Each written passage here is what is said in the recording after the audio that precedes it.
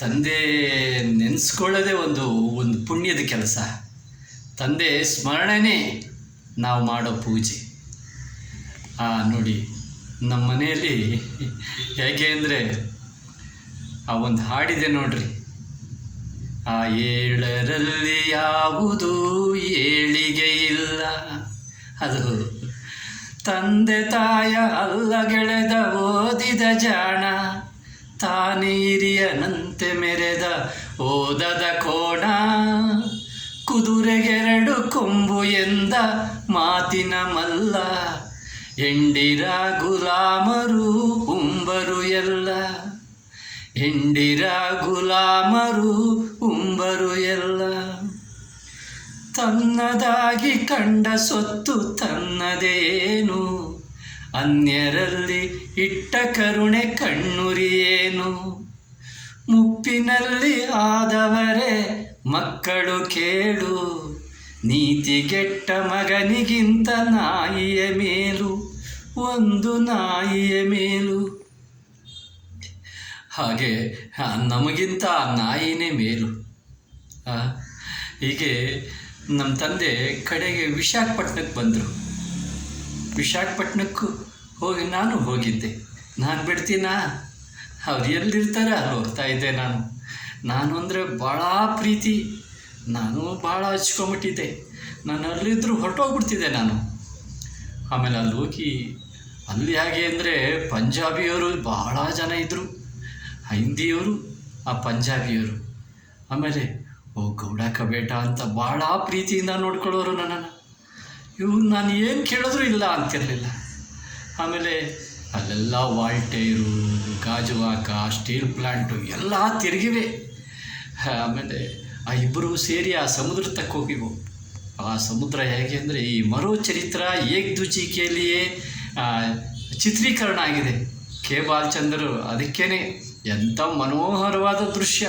ದೊಡ್ಡ ದೊಡ್ಡ ಬಂಡೆಗಳು, ಅಲ್ಲಿ ವಾಸು ಸ್ವಪ್ನ ಅಂತ ಬರ್ತೈತೆ. ಅಂಥದ್ದು ನಾವಿಬ್ಬರು ಹೋಗಿ ಅಲ್ಲೆಲ್ಲ ತಿರುಗಾಡಿವೋ. ಬೆಳಗ್ಗೆ ಸಾಯಂಕಾಲ ತಕ್ಕ ತಿರುಗಿ ಮನೆಗೆ ಹೋಗ್ಬಿಡಿ. ನಾನು ಕರೆದ್ರೆ ಇಲ್ಲ ಅಂತಿರಲಿಲ್ಲ, ಎಲ್ಲ ತೋರಿಸು. ಆಮೇಲೆ ಆ ಶಾಂತಿನಗರ, ಅಲ್ಲಿ ಒಂದು ಪವಿತ್ರವಾದ ಸ್ಥಳ ಇದೆ.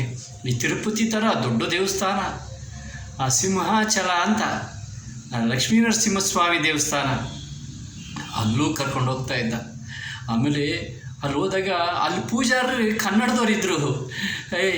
ಏ ಗೌಡ ಏನಪ್ಪ ಚೆನ್ನಾಗಿದೆಯಾ ಅನ್ನೋರು. ಚೆನ್ನಾಗಿದ್ದೀನಿ ಸ್ವಾಮಿ ಅನ್ನೋ. ಕಾಲಿ ಬಿಡು ಅನ್ನೋ.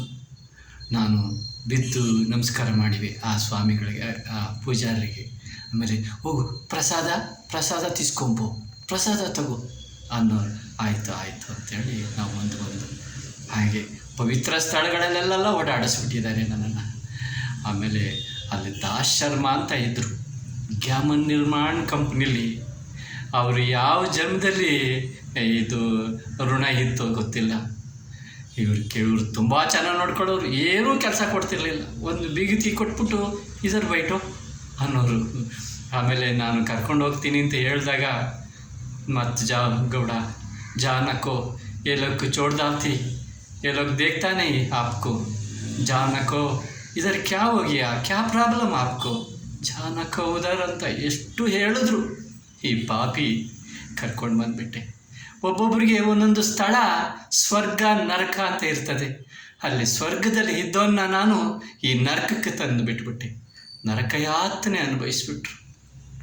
ಎಲ್ಲ ಆ ಪಾಪ ನನಗೆ ಸೇರಬೇಕು. ನಾನು ಏನು ಮಾಡಲಿ, ಏನು ಹೇಳಿದ್ರೂ ಅದು ಸಾಕಾಗೋದಿಲ್ಲ. ಅದನ್ನ ನೆನೆಸ್ಕೊಂಡ್ರೆ ಎದೆಗೆ ಒದ್ದಂಗಾಗುತ್ತೆ. ನಾನು ಆಸ್ತಿ ಮಾಡಿದ್ದೆ, ಇವ್ರಿಗೆ ಎಲ್ಲ ಬಿಟ್ಟಿದ್ದೆ. ಇವರು ನಿಂತು ಎಲ್ಲ ಅನುಭವಿಸ್ಬೋದಿತ್ತು. ಆದರೆ ಬೇಡ ಬಿಡ್ರೋ, ನೀವೇ ಚೆನ್ನಾಗಿರೋ, ನನಗೆ ದೇವರಿದ್ದಾನೆ ಅಂತ ಹೊರಟೋಗ್ಬಿಟ್ರು. ಕಡಲು ನಿನ್ನದೇ, ದೋಣಿಯು ನಿನ್ನದೇ, ಮುಳುಗದಿರಲಿ ಬದುಕು, ದೀಪವು ನಿನ್ನದೇ, ಗಾಳಿಯು ನಿನ್ನದೇ, ಆರದಿರಲಿ ಬೆಳಕು. ಎಂಥ ಪ್ರಾರ್ಥನೆ ರೀ! ಅವ್ನು ನೆನೆಸ್ಕೊಂಡ್ರೆ ಎದೆಗೆ ಒದ್ದಂಗಾಗುತ್ತೆ. ನನಗೆಲ್ಲ ಪುಣ್ಯದ ಕೆಲಸಗಳನ್ನೇ ಮಾಡ್ದ, ನನಗೆಲ್ಲ ಅನುಕೂಲ ಮಾಡಿಕೊಟ್ಟ. ಕಡೆ ಕಾಲದಲ್ಲಿ ನಾನು ಅವನಿಗೆ ಆಸರೆ ಆಗಲಿಲ್ಲ. ಭಾಳ ಕಷ್ಟ ಕೊಟ್ಬಿಟ್ಟೆ, ಭಾಳ ಕಷ್ಟ ಅನುಭವಿಸಿದ್ರು. ಆ ಪಾಪ ಪ್ರಜ್ಞೆ ನನ್ನನ್ನು ಕಾಡ್ತಾ ಇರ್ತದೆ ನನ್ನನ್ನು. ಆಮೇಲೆ ನಿನ್ನ ಕಂಗಳ ಬಿಸಿಯ ಹನಿಗಳು 100 ಕಥೆಯ ಹೇಳಿವೆ, ನಿನ್ನ ಪ್ರೇಮದ ನುಡಿಯ ಕೇಳಿ 100 ನೆನಪು ಮೂಡಿದೆ, 100 ನೆನಪು ಮೂಡಿದೆ. ಬಳ್ಳಿಯಂತೆ ಅಪ್ಪಿ ನಿನ್ನ ಆಸರೆಯಲ್ಲಿ ಬೆಳೆದೆನು, ನನ್ನ ತಾಯಿಯ ಪಾದದಾಣೆ ಬೇರೆ ಏನನು ಅರಿಯೆನು, ನೀನೆ ನನ್ನ ದೇವನು. ಎಷ್ಟು ಪ್ರಾರ್ಥನೆ ಮಾಡಿದ್ರೂ ಸಾಲದು, ಎಷ್ಟು ಸ್ಮರಣೆ ಮಾಡಿದ್ರೂ ಸಾಲದು.